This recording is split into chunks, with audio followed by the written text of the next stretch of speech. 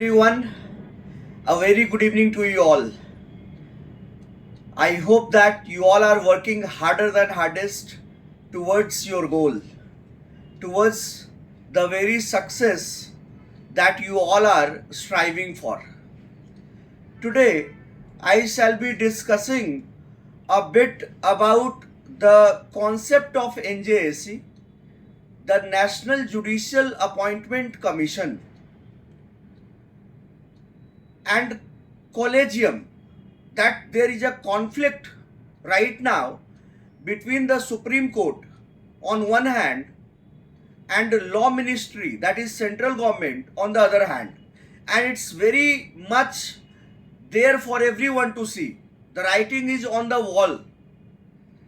Anybody having any acumen, legal acumen or the social acumen or the political acumen, will tell you that the things are not going smooth between the central government and the Supreme Court.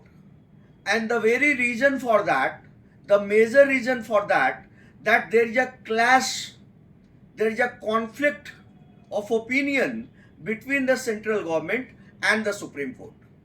And from where it all started, कहाँ से ये सब कुछ start हुआ, boil down कहाँ से हुआ और चीजें कहाँ तक आगे चली गई, इसके बारे में मैं अभी आपको बताऊंगा। देखिए, 2014 में नरेंद्र मोदी जब प्रधानमंत्री बनकर के आते हैं तो वो एक एनजेएसी बिल लाते हैं लोकसभा में। NJAC, national judicial appointment commission का बिल लाते हैं लोकसभा में। वो बिल लोकसभा से भी पास होता है, राज्यसभा से भी पास होता है और फिर प्रेसिडेंट का असेंट भी मिलता है। 99th कॉन्स्टिट्यूशनल अमेंडमेंट बिल, और आर्टिकल 124A में इसको इंसर्ट किया जाता है। नरेंद्र मोदी, आप समझ सकते हैं कि 2014 में प्रधानमंत्री बनने के बाद तुरंत इसको लाया गया। इसका मतलब कि वो कितना इसको लेकर के अग्रेसिव रहे होंगे कि जल्दी से जल्दी चाहिए। 99th कॉन्स्टिट्यूशनल अमेंडमेंट बिल के थ्रू आर्टिकल 124A में इंसर्ट किया जाता है एनजेएसी। सुप्रीम कोर्ट जब एनजेएसी के अगेंस्ट में केस किया जाता है, उसके वैलिडेशन को, कॉन्स्टिट्यूशनैलिटी को लेकर के केस होता है, then Supreme Court held that NJAC is unconstitutional, और यही से ये क्लैश शुरू होता है। अभी इंडिया में जो सिस्टम है हाई कोर्ट जज और सुप्रीम कोर्ट जज बनने का, वो सिस्टम का नाम है, जिसके थ्रू जजेस बनाए जाते हैं, वो सिस्टम का नाम है कॉलेजियम, जो कि चीफ जस्टिस ऑफ इंडिया और सीनियर मोस्ट जजेस हैं, उनके हाथ में है। तो सरकार का कहना है कि कॉलेजियम हटाओ, एनजेएसी लाओ। सुप्रीम कोर्ट का कहना है कि हम एनजेएसी नहीं लाएंगे, हम कॉलेजियम को रखेंगे। अब इसी को लेके क्लैश है। आप बार बार देख रहे होंगे कि किरण रिजिजू डेली कुछ बयान दे देते हैं सुप्रीम कोर्ट के अगेंस्ट में जो चला जाता है। इधर से सीजेआई डीवाई चंद्रचूड़ साहब भी बोल देते हैं। तो anybody can infer, can conclude that things are not that smoother between the central government and the law ministry, that is between the central government, that is law ministry, and the union judiciary, that is Supreme Court. NJAC, supreme court का कहना है कि NJAC unconstitutional है। तो सबसे पहले मैं आपको यह बता दूं एनजेएसी है क्या। लोकसभा राज्यसभा में इसको लाया गया, वहां से पास हुआ, प्रेसिडेंट का असेंट मिला, ये एक्ट बना, ये कॉन्स्टिट्यूशन में आया। तो एनजेएसी में कहा जा रहा है कि चीफ जस्टिस ऑफ इंडिया उसके मेंबर होंगे, उसके मेंबर 2 सीनियर सुप्रीम कोर्ट के सीनियर मोस्ट जजेस उसके मेंबर होंगे, एक्स ऑफिशियो मेंबर, जो सीजेआई है वो चेयरपर्सन भी है, एक्स ऑफिशियो मेंबर भी है, लॉ मिनिस्टर उसके मेंबर होंगे, और 2 एमिनेंट पर्संस को नॉमिनेट किया जाएगा। जो उनको नॉमिनेट करेंगे उसमें प्राइम मिनिस्टर मेंबर होंगे, उसमें लीडर ऑफ अपोजिशन मेंबर होंगे, और अगर कोई लीडर ऑफ अपोजिशन नहीं है तो जो सिंगल लार्जेस्ट अपोजिशन पार्टी का जो लीडर होगा उसको माना जाएगा कि वो अपोजिशन का लीडर वही है।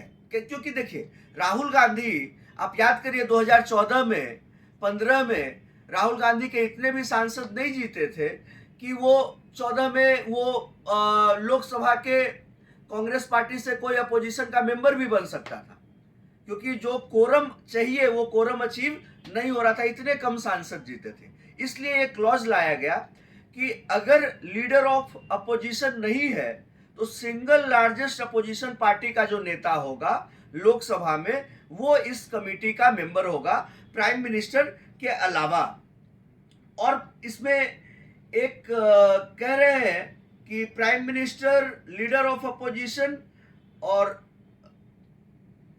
ये चीफ जस्टिस, इसमें तीन मेंबर होंगे, जो कि जिससे 2 एमिनेंट मेंबर को नॉमिनेट करेंगे। और जो एमिनेंट मेंबर को नॉमिनेट करेंगे वो रीनॉमिनेशन के लिए एलिजिबल नहीं होगा।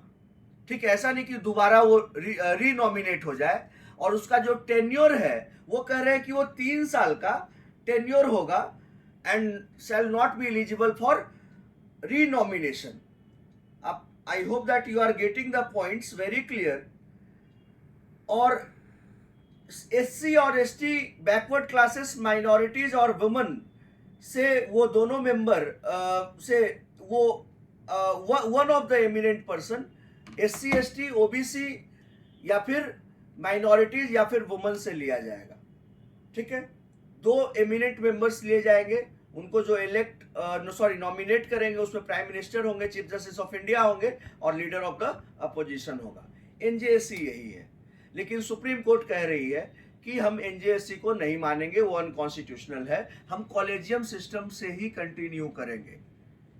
अब collegium system exactly collegium system आया कब, कॉलेजियम सिस्टम स्टार्ट कैसे हुआ और आज क्या स्थिति है, और कॉलेजियम सिस्टम का हाँ एक फ्लिप साइड है कि अगर आप कुछ 10 सालों को अभी छोड़ दीजिए तो जो सुप्रीम कोर्ट में जजेस बने हैं, हाई कोर्ट में जजेस बने हैं, वो डेटा लगभग कहता है कि मोटे तौर पर 80% लोग वही बने हैं जिनके ऑलरेडी घर में कोई ना कोई जज रहा हो। मतलब 30 फैमिली है, 30% की जो फैमिली है जजेस में, वही लोग वही 30 फैमिली से बार बार जजेस बने।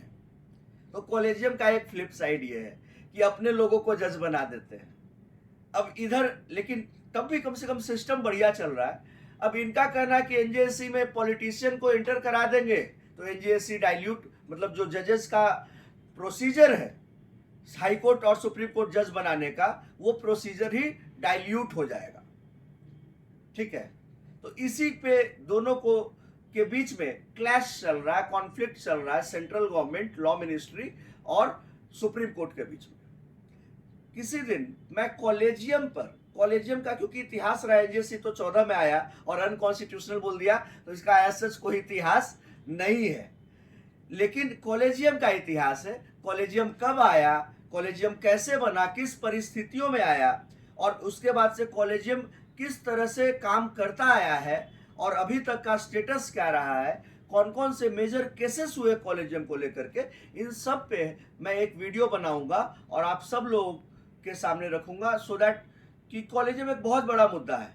आप UPSC दो, BPSC दो, जुडिशियरी दो, क्लैट के लिए जाओ, APO के लिए जाओ, किसी भी चीज के लिए जाओ, you should be having the conceptual clarity over collegium. ठीक है, I hope that you have liked the video and I have explained the concept in totality in the minutest of details.